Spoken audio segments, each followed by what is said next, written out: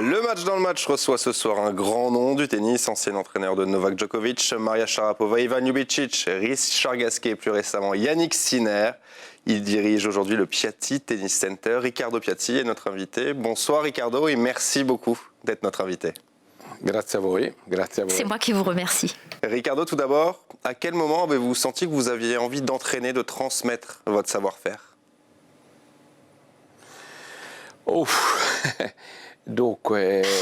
Alors,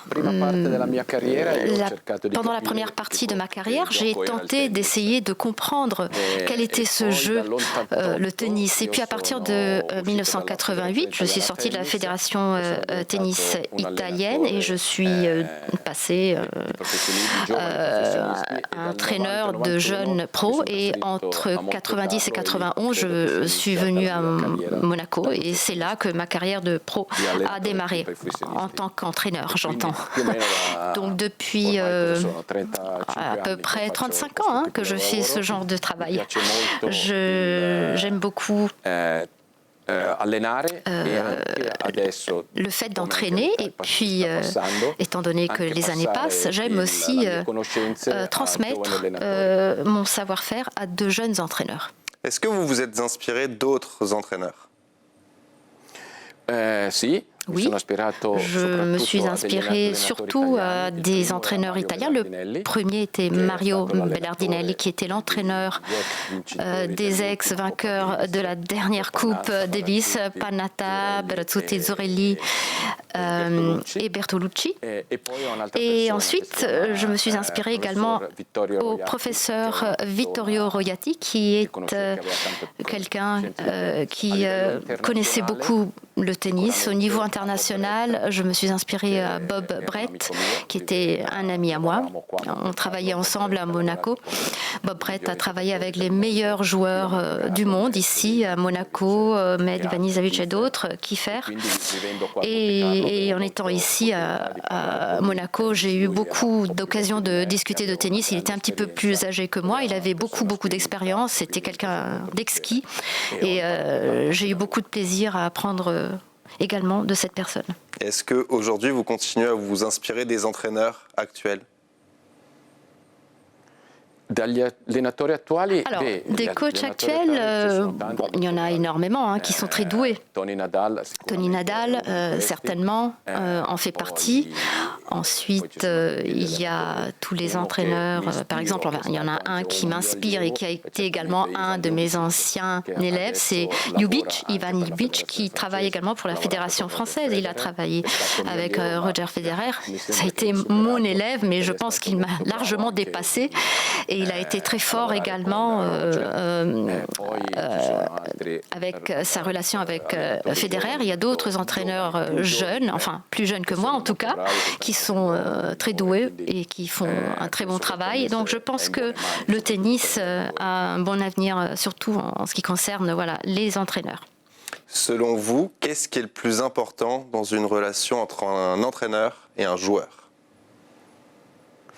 Alors, la toute première chose que je mets en place lorsque je commence à travailler avec un joueur, c'est comprendre quel type d'éducation ils ont reçu. J'ai travaillé avec beaucoup de joueurs comme Milos Raonic, qui est par exemple quelqu'un qui avait deux parents qui étaient tous les deux ingénieurs. Donc, il a reçu un certain type d'éducation. Richard Gasquet a des parents qui sont issus du milieu du tennis. Ils sont entraîneurs. Donc, en fait, la première chose qu'il faut comprendre, c'est le background.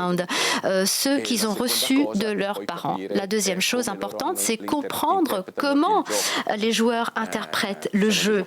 Parce qu'il y a, par exemple, des joueurs comme Richard qui connaissaient très bien la partie tactique du tennis. Milos est un joueur qui connaît le service, le droit, le coup droit. Il y a d'autres types de joueurs comme Yannick Sinner, par exemple, que l'on peut faire développer l'évoluer l'enfance. Ivan Ljubicic, c'est un autre joueur que j'ai suivi depuis le départ et quelqu'un qui, par exemple, a suivi l'évolution du tennis tel que moi je l'ai connu. Donc, il s'agit de joueurs qui sont beaucoup plus faciles à développer pour atteindre les objectifs que j'avais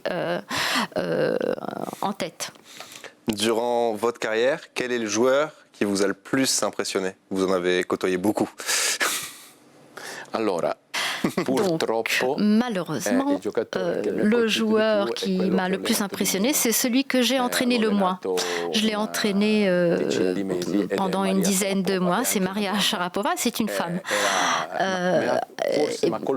C'est celle qui m'a le plus impressionné parce que c'est celle qui m'a connu le mieux. C'est celle qui m'a le plus impressionné parce que c'était une femme. Et j'ai entraîné pour la plupart des hommes, Djokovic, Furlan, Ljubicic, enfin j'étais surtout dans le circuit ATP. Avec Maria Sharapova, c'était vraiment très spécial parce qu'elle était vers la fin de sa carrière et elle avait envie de connaître une autre facette du tennis, quelque chose d'un peu différent. J'ai eu cette opportunité de travailler avec elle et honnêtement, on a passé 10-11 mois ensemble pendant lesquels, outre le fait que je l'entraînais, j'ai pu apprécier sa façon de raisonner, de réfléchir. C'est quelqu'un qui a des priorités, elle connaît très bien les priorités qui comptent pour elle, c'est quelqu'un qui se consacre énormément au travail et donc il y avait beaucoup d'affinités avec elle, avec toute son équipe, hein, parce que j'ai travaillé avec Di Maria et on travaillait ensemble pour Maria, donc nous avions beaucoup d'affinités, mais malheureusement nous n'avons pas eu de résultats, donc c'est un peu bizarre effectivement de le dire, mais c'est la seule joueuse avec laquelle je n'ai pas eu de bons résultats, mais c'est celle avec laquelle j'ai eu le plus d'affinités. Tous les autres sont des hommes. Ivan Ljubicic, je l'ai entraîné pendant 17 ans et c'est un peu comme un fils ou un frère plus jeune que moi. Renzo Furla, je l'ai entraîné pendant 17 ans. Yannick, je l'ai vu grandir. Richard, pour moi, Richard Gasquet, c'est une personne fabuleuse. Milos Raonic aussi, Borna aussi. Enfin, j'en ai eu tellement. Et chacun d'entre eux a quelque chose, a des points forts et des points faibles. En tant qu'entraîneur, j'ai vu les deux. Mais honnêtement, j'ai eu des affinités avec tous. Je suis satisfait de toutes mes relations avec tous mes joueurs, mais peut-être qu'il y a quelque chose qui a un petit peu manqué, c'était avec Maria. Voilà. C'est vraiment différent d'entraîner un homme, d'entraîner une femme? C'est deux choses complètement différentes?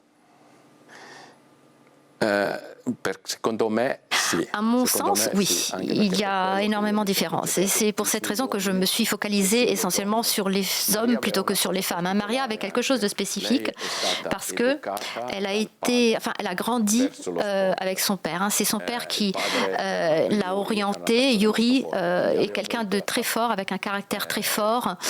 Et donc, c'était des situations que moi je comprenais parfaitement. Et le circuit WTA est quelque chose de très spécifique. L'homme maîtrise mieux les émotions sur le court. Je connais mieux le circuit des hommes, j'arrive à l'interpréter un petit peu mieux que celui des femmes. Le circuit des femmes à un haut niveau, je le connais un petit peu moins peut-être, et donc je comprends les différences, mais je ne saurais pas comment les surmonter. En ce qui concerne les jeunes, en revanche, les jeunes femmes sont beaucoup plus faciles à entraîner parce qu'elles sont beaucoup plus disciplinées que les jeunes hommes. Les garçons sont plus joueurs, ils ont envie de s'amuser. Donc, si on devait commencer à entraîner au niveau jeune, je dirais que voilà, c'est très satisfaisant d'entraîner des jeunes femmes. Et pour les tours, je préfère suivre les hommes. C'est quoi votre plus grande fierté en tant qu'entraîneur ?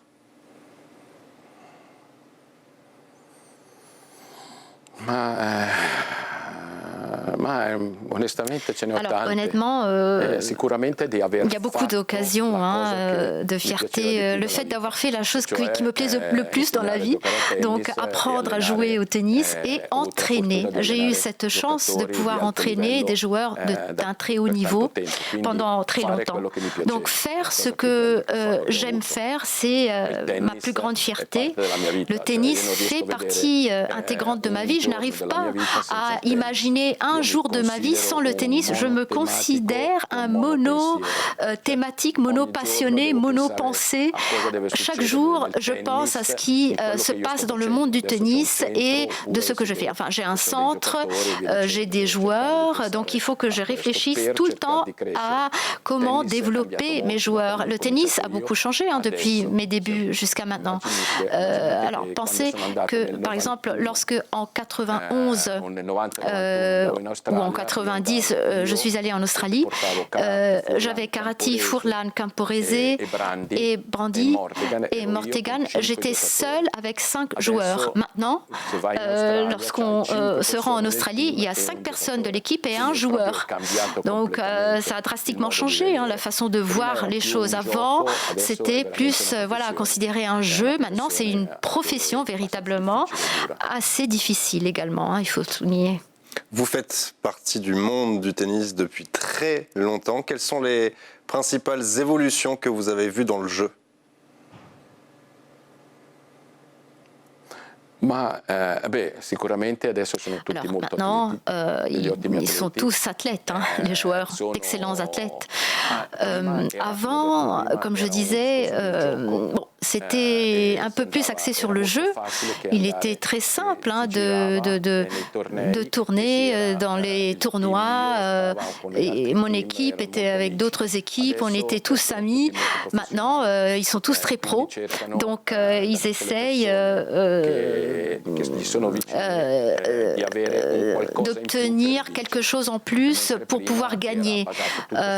Tandis qu'avant, tout était basé sur le tennis. Maintenant, on fait très attention à la préparation, à la physiothérapie.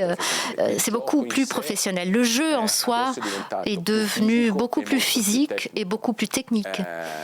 Par rapport au passé, il a évolué, il est plus rapide, c'est vrai. Il y a quelques années, dans les années 90, 91, il y avait beaucoup plus de différences en fonction de la surface entre la terre, l'indoor et le gazon. Maintenant, les surfaces ont plus ou moins la même vitesse, donc le jeu est plus ou moins semblable sur toutes les surfaces, mais différente quand même, parce que sur gazon, il y a un glissement un peu différent, donc bouger en fonction de la surface peut avoir un impact différent, mais je pense que la vitesse est semblable. Mais je crois qu'effectivement, il y a beaucoup plus d'aspects professionnels maintenant et ça devient un sport beaucoup plus technique, beaucoup plus rapide. Vous en avez parlé, vous êtes aujourd'hui à la tête du Piatti Tennis Center. D'où est née cette idée ? Malheureusement, cette idée est née il y a quelques années grâce à un ami à moi, monégasque, Stéphane Glonen, qui a eu une idée un peu farfelue de quelqu'un qui voulait construire des cours de tennis. Je lui ai dit, OK, je vais t'aider à trouver un endroit. Après, cette personne n'a pas continué. Et puis moi, j'ai pensé, je vais peut-être trouver une maison, parce que moi, je vis à Monaco depuis 91. Donc, je me suis dit, pourquoi ne pas chercher une maison proche où je pourrais accueillir mes joueurs, parce que j'aime beaucoup l'idée de rencontrer ces joueurs quand ils sont jeunes.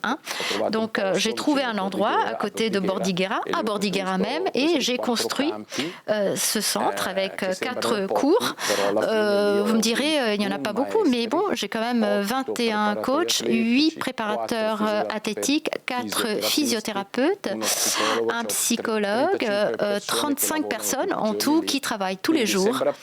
Donc, on pourrait penser que c'est un petit centre, mais c'est un énorme centre. En ce qui me concerne, ça a changé ma vie. Je suis toujours coach, mais il faut que je sois aussi attentif au budget maintenant. Vous l'avez dit, 4 cours seulement, c'est tout petit. C'était une volonté de votre part de ne pas avoir quelque chose de trop grand ? Oui, tout à fait. L'idée, c'était pendant ma carrière, j'ai essayé toujours de donner de la qualité dans le tennis. Et dans mon esprit, j'aime, à partir du moment où il y a différents niveaux, d'offrir quand même de la qualité de façon constante. Et j'ai de la chance parce qu'à Bordighera, je reçois des jeunes qui connaissent très bien le tennis. Il y a beaucoup de talents que j'accueille. Le centre est ouvert de 8h du matin jusqu'à 20h du soir, ou même plus parfois. Et 360 jours par an. Et beaucoup de jeunes du monde entier sont accueillis dans ce centre et cela me fait grand plaisir parce que le tennis est un sport international et il y a des agences, des fédérations qui m'envoient ces jeunes. Il y a énormément de talents qui fréquentent ce centre. Donc c'est amusant pour moi le fait de voir grandir ces jeunes et je peux imaginer à rêver leurs rêves. Leur rêve, c'est de devenir joueur de tennis et je commence à rêver avec eux ce parcours et cela me maintient jeune également, je dois dire. Je confirme. Les jeunes d'aujourd'hui sont-ils différents des jeunes d'il y a 20, 30, 40 ans? Eh bien, si. Évidemment, oui. Et c'est la raison pour laquelle j'aime les jeunes, parce que pour réussir à les comprendre, il faut parvenir à raisonner de leur façon. Enfin, c'est pas, on ne peut pas penser que c'est eux qui doivent s'adapter à toi, c'est l'inverse. Si par exemple, avant, j'appelais une fois par semaine à la maison, eux, avec leur portable, ils appellent quand ils veulent. Donc, il y a des choses qu'ils n'ont jamais connues, des mondes qu'ils n'ont jamais connus, des habitudes qu'ils n'ont jamais connues. Donc c'est inutile même de leur expliquer. Je crois que la chance de travailler avec les jeunes nous donne la possibilité de rester jeunes et nous donne la possibilité d'essayer de les comprendre ou du moins les faire grandir avec une éducation adaptée dans un monde qui évolue chaque année. Vous habitez Monaco, vous l'avez dit, depuis très longtemps. C'est un endroit qui est cher dans votre cœur? Eh bien, c'est... Bien sûr. J'ai eu la chance de pouvoir m'y installer depuis longtemps. J'ai également eu la chance que, il y a 2 mois, le prince est passé nous rendre visite au centre. Donc ça m'a vraiment fait plaisir. Et bon, le fait de vivre ici est évidente. C'est un lieu international, mais j'aime le considérer comme un beau village, parce que ce n'est pas grand. C'est à mesure d'homme. On y vit bien. Le climat est fantastique, donc en ce qui me concerne, c'est chez moi. Donc je suis chez moi et je ne changerai pas. Votre ancien protégé, Yannick Sinner, a réalisé une très bonne fin de saison 2023. Est-ce que vous suivez toujours très régulièrement ces résultats? Tout à fait, évidemment.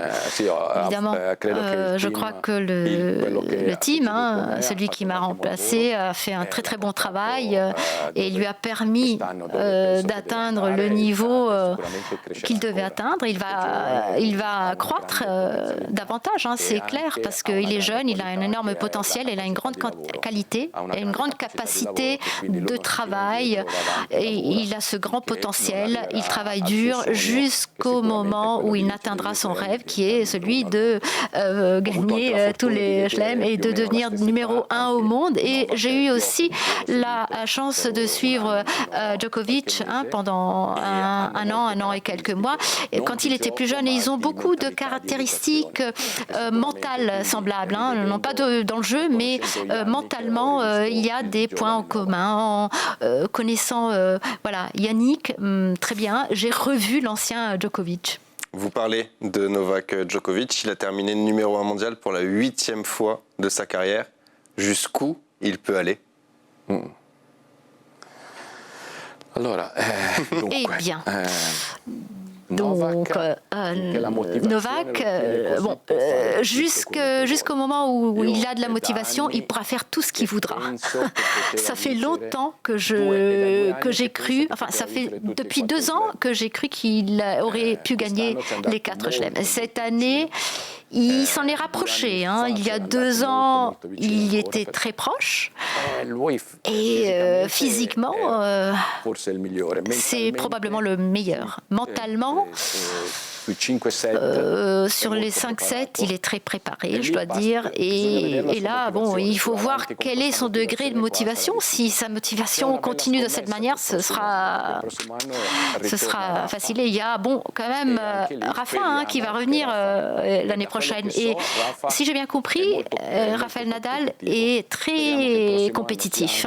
Il a un esprit très compétitif et j'espère que l'année prochaine, Djokovic aussi le sera. Donc il y aura de bons matchs à suivre. Vous êtes dans le tennis depuis très longtemps. Est-ce que vous avez encore des rêves?